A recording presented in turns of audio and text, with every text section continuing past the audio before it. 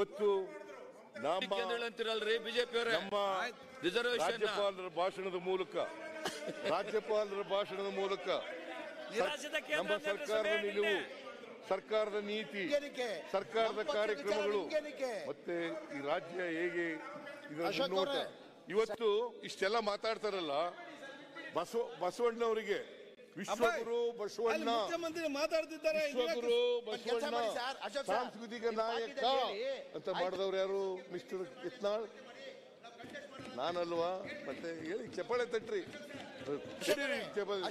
ಯಾರು ಮಾಡಿದ್ರು? ನೀವು ಯಾರು ಮಾಡಕ್ಕಾಗ್ಲಿಲ್ಲ, ಯಾರು ಮಾಡ್ಲಿಲ್ಲ. ನಾನು ಮಾಡಿದ್ದು ವಿಶ್ವಗುರು ಬಸವಣ್ಣ ಯಾಕೆ ನೀವು ಮಾತಾಡ್ತೀರಿ? ಸುಮ್ಮನೆಯಲ್ಲಿ ನಿಂತ್ಕೊಂಡ್ರೆ ಏನ್ ಪ್ರಯೋಜನ? ಬಸವಣ್ಣನವ್ರ ಬಗ್ಗೆ ಮಾತಾಡ್ತಾರೆ.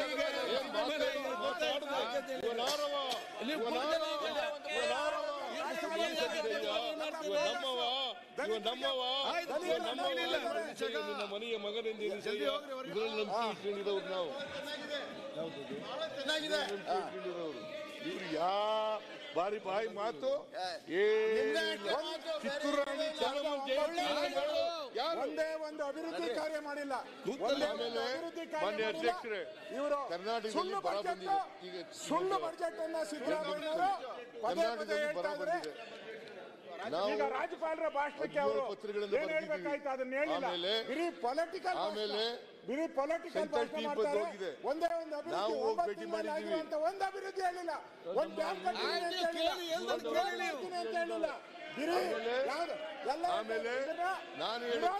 ನಾನು ಹೋಗಿ ಭೇಟಿ ಮಾಡಿದ್ದೀನಿ, ಪ್ರೈಮ್ ಮಿನಿಸ್ಟರ್ ಭೇಟಿ ಮಾಡಿದ್ದೀನಿ.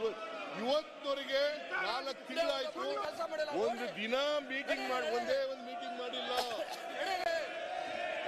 ನಾಚಿಕೆ ಆಗ್ಬಿಟ್ಟು ಹೋಯ್ತಾ ಇದ್ದಾರೆ, ನಾಚಿಕೆ ಆಗ್ಬಿಟ್ಟು ಹೋಯ್ತಾ ಇದ್ದಾರೆ, ನಾಚಿಕೆ ಆಗ್ಬಿಟ್ಟು ಹೋಯ್ತಾ ಇದ್ದಾರೆ, ನಾಚಿಕೆ ಆಗ್ಬಿಟ್ಟು ಹೋಯ್ತಾ ಇದ್ದಾರೆ.